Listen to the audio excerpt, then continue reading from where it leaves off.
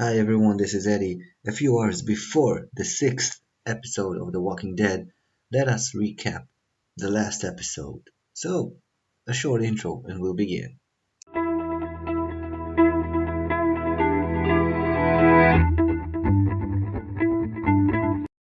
Boy oh boy, that was a good episode, and one of the main reasons for that is because we saw Negan.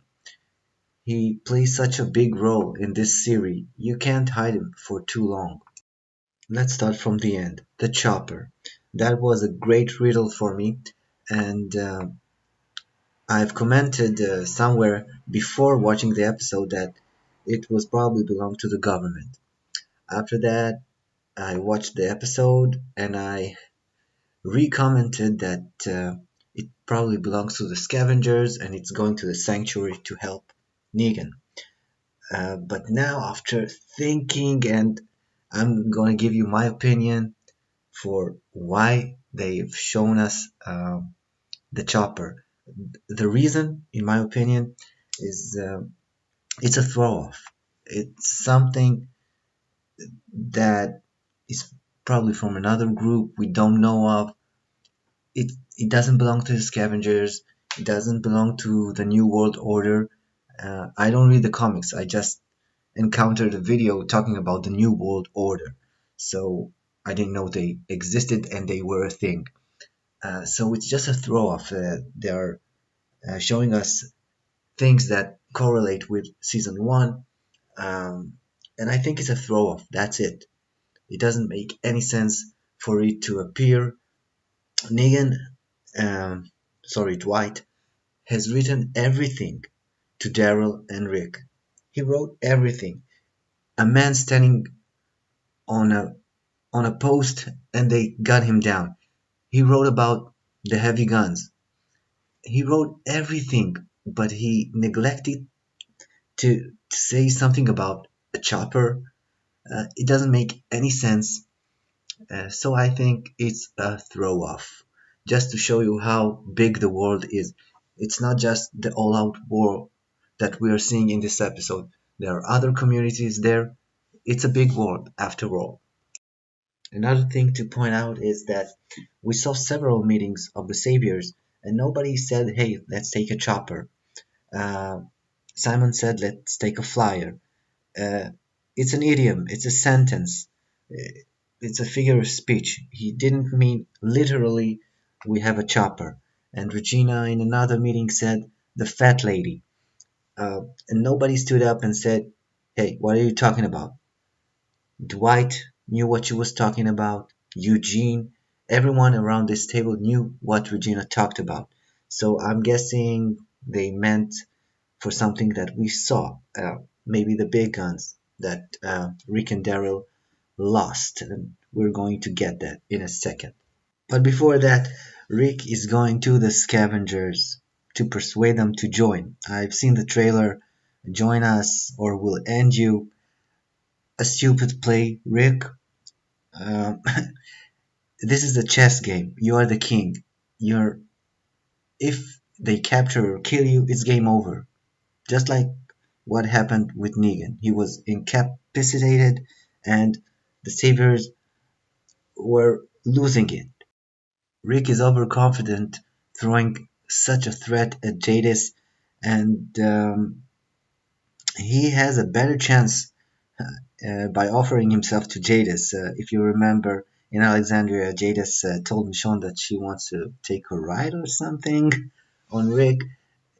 He may have a better chance offering himself. That's what I'm saying. It's a stupid idea, but the guy wants to kill himself, so who can stop him? Now let's rewind to the beginning of the episode. 14 minutes before we saw the song and the titles, uh, they had to show us some things in those 14 minutes that were crucial for the understanding of this whole season, this whole episode. They began with Father Gabriel and that he doesn't want to die a fruitless death, and I think he's faking it. It connects with the end of the episode. We haven't seen him bit. There was a scene that we saw that the zombies are falling on them, on Negan and Father Gabriel. I don't think he's hurt because if he was, then Negan would have kept him outside. He's faking it. And another thing that we saw is Negan's morality, his own set of ideals. He was mad and furious on Simon. He again stated that people are a resource, money on the table. People are the foundation of what we are doing here. And you can see the fumes and the breath on the camera lens. It was a strong moment. He doesn't want unnecessary death. So he won't march on Hilltop with a chopper. The chopper isn't his, if you forgot.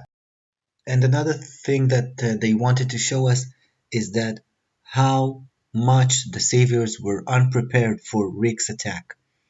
They were coming out of um, the room, and Gavin said, "Oh my God," or something like that. He said it twice in the episode. When the workers came up, again he said, "Oh my God," or something like that. They were totally unprepared for this attack. They want to show us how bad the Saviors are doing at the moment. Are you ready for some predictions? Cover your ears because I was right. Um, Negan and Father Gabriel used the guts trick, and we heard some of the backstory for Negan. I've stated that in a previous video that I made. Now, what I think will happen is there the saviors are going to get off the sanctuary by themselves. Don't forget, the sanctuary is some kind of a factory. They have heavy machinery there. They can do one of two major things. One of them is, I remember the 18. The bad guys were always throw them in some kind of a garage and they burst out with a new weapon and demolish everything. They can do the same. They have the machines, they have a furnace, they probably have some metal or lead. They can do something with that to carve away and kill all the dead zombies again. Another thing that can be done is Eugene. Remember that Eugene fortified the dead zombies by pouring some kind of metal on their heads, metal or lead, I don't know. Um, they can do the same. They can attract the zombies, pour them down like you would do in the old days when you were laid under siege. You poured hot oil from on top of them, and they can immobilize them by doing so. It's a radical idea, but that's what I think that will happen. Another thing is that, of course, Rick will get captured. He won't be killed. I've seen the trailer. He will be without any clothes inside of a container.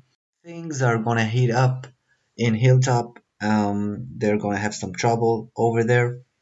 Jesus doesn't know that, but he has a bargaining card with all those captures. Negan doesn't want to kill unnecessary people, and he wants to keep his people alive. Jesus is not aware of that, but it may come in handy if they will survive the night.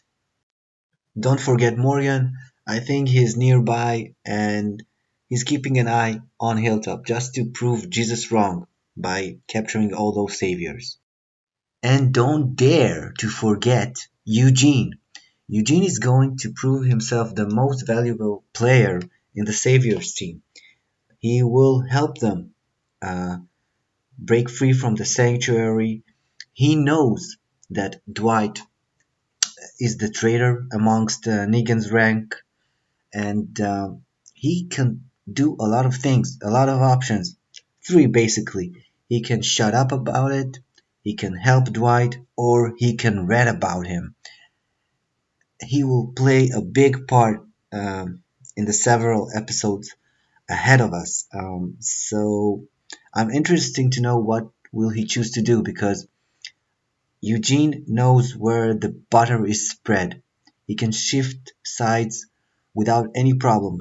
If he'll choose to betray Dwight, then he has come to the conclusion that the saviors are much more stronger than Rick's other groups, and if he chooses to help Dwight, then he thinks that the saviors are weak. The side that he's going to choose um, is probably the winner. So take a good look at this character. All in all, I rate this episode as 8 out of 10, scratching the 8.5 because of Negan. Uh, he had some cool phrases. Uh, Let me mention a few. My nuts are made of steel.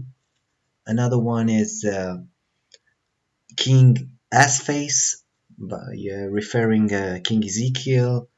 The chit chat with Gregory when he said, I don't like killing people more than you do. Negan corrected him that he loves killing people. So, a good episode, really. Subscribe, share, and I'll be with you on the next review of The Walking Dead.